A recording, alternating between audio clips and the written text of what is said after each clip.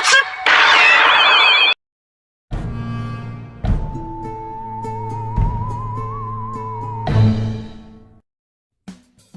video kali ini, kita kembali belajar pada tema 7, subtema 2, muatan pelajaran, ilmu pengetahuan, sosial.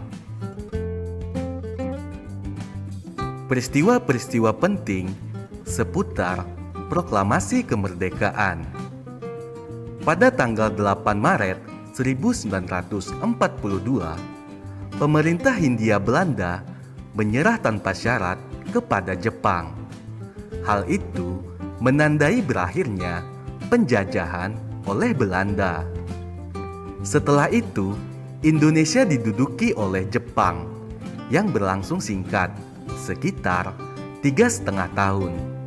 Hal ini terjadi karena Jepang kalah melawan sekutu. Jepang menyerah tanpa syarat setelah dua kotanya, yaitu Hiroshima dan Nagasaki, dibom oleh sekutu. Bangsa Indonesia memanfaatkan kesempatan ini untuk memproklamasikan kemerdekaan. Untuk mencapai proklamasi tersebut, bangsa Indonesia melewati berbagai peristiwa penting. Peristiwa-peristiwa penting seputar proklamasi kemerdekaan adalah sebagai berikut. Peristiwa yang pertama, pembentukan BPU PKI. Akhir tahun 1944, kedudukan Jepang dalam Perang Pasifik semakin terdesak. Jepang menegaskan kembali janjinya untuk memberikan kemerdekaan kepada bangsa Indonesia. Letnan Jenderal Kumakichi Harada membentuk BPU PKI atau kepanjangannya Badan Penyelidik Usaha-Usaha Persiapan Kemerdekaan Indonesia, atau bahasa Jepangnya Dokuritsu Junbi Kosakai, pada tanggal 1 Maret 1945. BPU PKI diketuai oleh Rajiman Widyodiningrat dan bertugas menyelidiki berbagai kebutuhan untuk membentuk sebuah negara yang merdeka. BPU PKI mengadakan sidang resmi dari tanggal 28 Mei 1945 sampai dengan 1 Juni 1945. Sidang ini menghasilkan sebuah rumusan negara, yaitu Pancasila. Peristiwa yang kedua, pembentukan PPKI. BPU PKI dibubarkan pada tanggal 7 Agustus 1945 dan digantikan oleh PPKI atau Panitia Persiapan Kemerdekaan Indonesia atau Dokuritsu Junbi Linkai yang diketuai oleh Soekarno. PPKI mengesahkan Pancasila sebagai dasar negara pada tanggal 18 Agustus 1945. Peristiwa yang ketiga, Jepang menyerah kepada sekutu. Akhir bulan Juli 1945, Jepang menyetujui pemberian kemerdekaan kepada Indonesia pada tanggal 7 September 1945. Namun, tanggal 6 dan 9 Agustus 1945, bom atom dijatuhkan sekutu di kota Hiroshima dan Nagasaki. Peristiwa itu mendorong diubahnya tanggal pemberian kemerdekaan untuk Indonesia menjadi tanggal 24 Agustus 1945. Namun, pada tanggal 15 Agustus 1945, Jepang menyerah tanpa syarat kepada sekutu. Menyerahnya Jepang tanpa syarat kepada sekutu mengakibatkan kekosongan kekuasaan di Indonesia.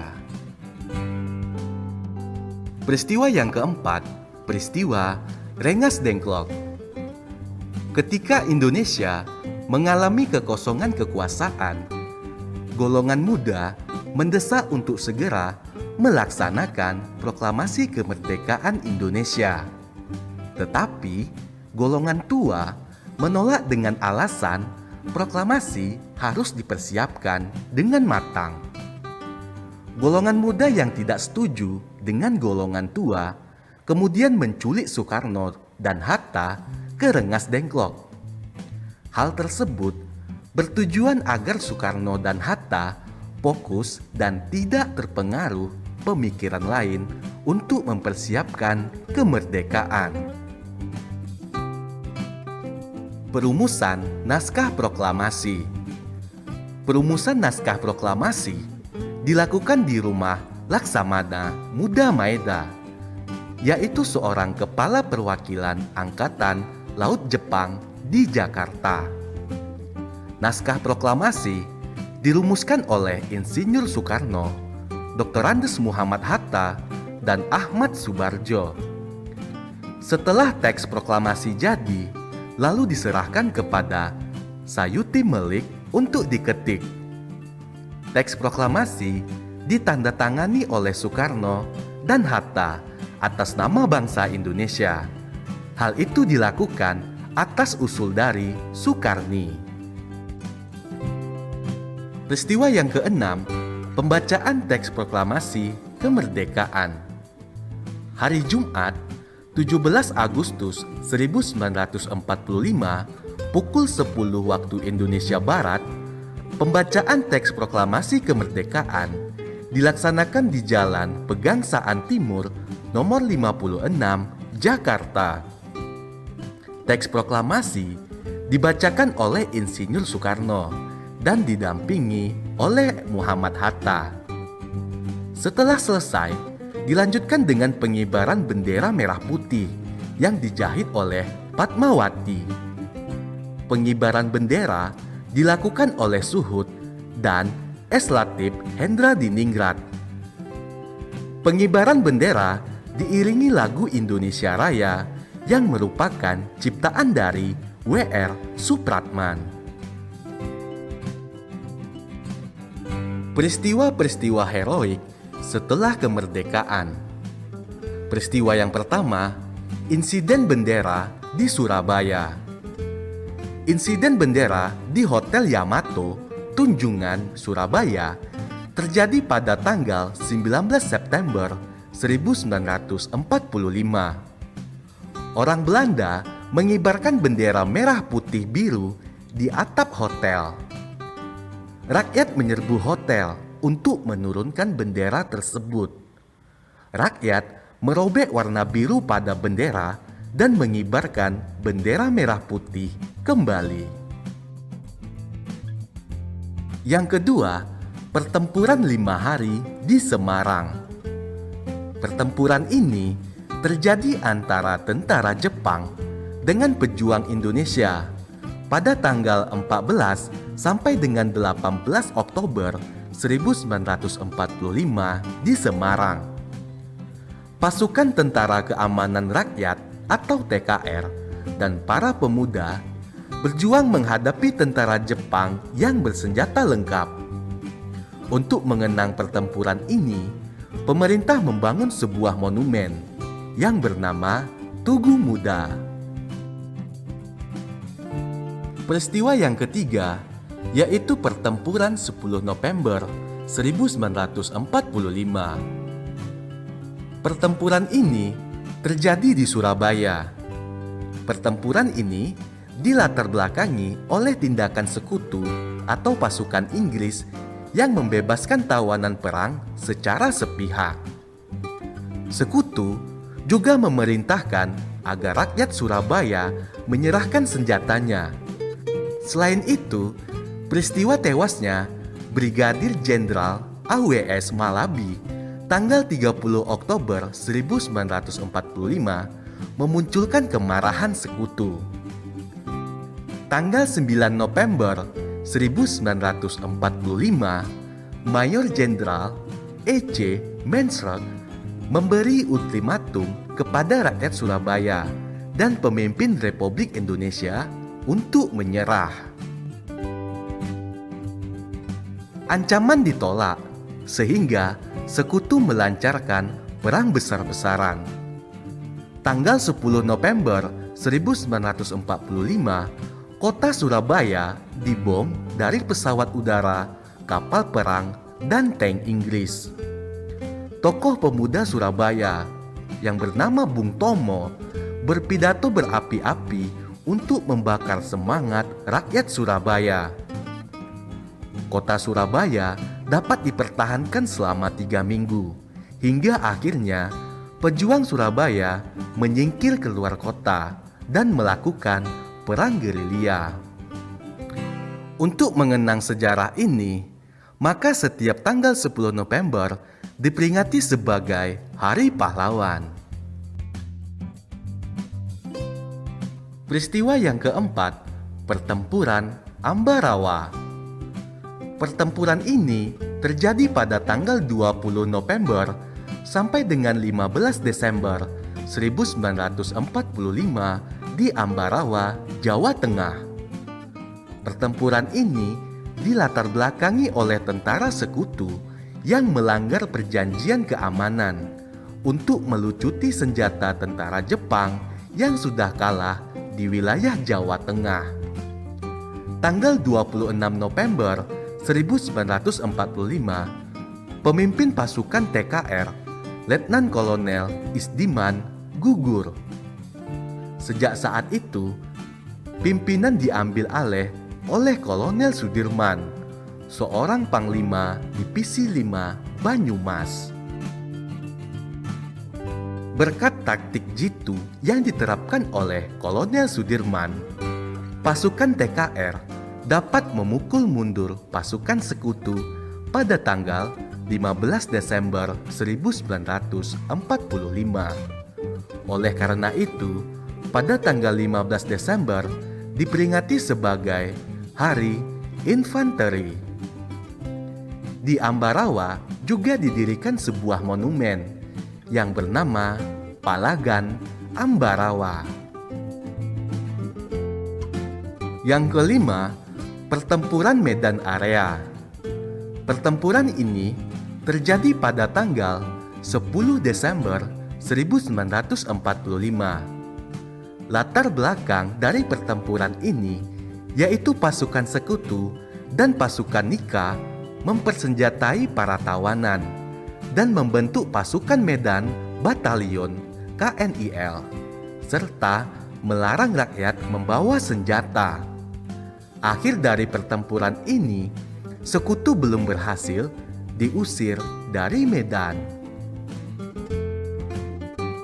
Pertempuran Margarana. Pertempuran ini terjadi pada tanggal 18 November 1946 di Bali. Letnan Kolonel I Gusti Ngurah Rai dibujuk oleh Belanda untuk bekerja sama mendirikan satu negara boneka di wilayah Indonesia bagian timur. I Gusti Ngurah Rai menolak ajakan tersebut dan melakukan perlawanan. Akhir dari pertempuran ini, I Gusti Ngurah Rai gugur bersama pasukannya. Saat ini, nama I Gusti Ngurah Rai diabadikan menjadi nama sebuah bandara di Bali. Peristiwa yang ketujuh, Bandung Lautan Api. Tanggal 21 November 1945, tentara sekutu mengeluarkan ultimatum pertama untuk mengosongkan Bandung bagian utara. Peringatan ini tidak dihiraukan oleh para pejuang Indonesia. Sejak saat itu, terjadi pertempuran di Bandung Utara yang menyebabkan kekalahan rakyat Indonesia. Bandung Utara pun jatuh ke tangan sekutu, dan pasukan Indonesia beserta pemerintah mundur ke Bandung Selatan.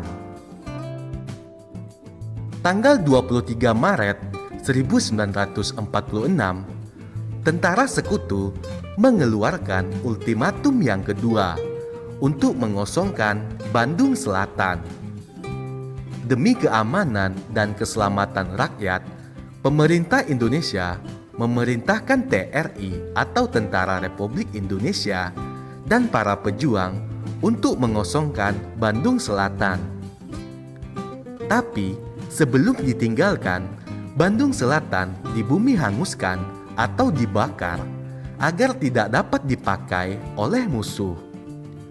Meskipun demikian, para pejuang tetap melawan sekutu dengan taktik gerilya. Peristiwa tersebut dikenal dengan nama Bandung Lautan Api. Proses pembentukan NKRI. Setelah dibubarkannya BPUPKI pada tanggal 7 Agustus 1945, dibentuklah Panitia Persiapan Kemerdekaan Indonesia atau yang disingkat dengan PPKI. PPKI yang diketuai oleh Insinyur Soekarno memiliki beberapa tugas utama, yaitu meresmikan pembukaan dan batang tubuh Undang-Undang Dasar 1945, melanjutkan hasil kerja BPUPKI, serta mempersiapkan segala sesuatu yang berhubungan dengan masalah ketatanegaraan bagi negara baru, yaitu Indonesia. Untuk menjalankan tugas-tugasnya tersebut, maka PPKI segera menggelar beberapa sidang, yaitu sidang pada tanggal 18 Agustus 1945. Pada sidang ini, menetapkan dan mengesahkan UUD 1945. Kemudian, memilih dan mengangkat Insinyur Soekarno dan Muhammad Hatta sebagai Presiden dan Wakil Presiden Indonesia. Selanjutnya, sidang PPKI yang kedua tanggal 19 Agustus 1945. Pada sidang ini, membentuk 12 kementerian dan 4 menteri negara.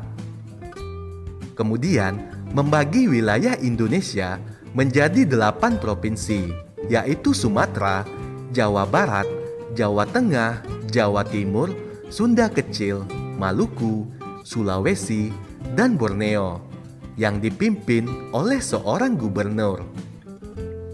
Selanjutnya, pada sidang ketiga, 22 Agustus 1945. Pada sidang ini, membentuk Komite Nasional Indonesia Pusat atau KNIP sebagai pembantu presiden sebelum lembaga-lembaga negara sesuai UUD 1945 terbentuk secara resmi. Kemudian, membentuk 3 badan sebagai wadah perjuangan, yaitu Komite Nasional Indonesia atau KNI, Partai Nasional Indonesia PNI, dan BKR, Badan Keamanan Rakyat yang memiliki tugas menjaga keamanan dan ketertiban umum di bawah koordinasi KNI.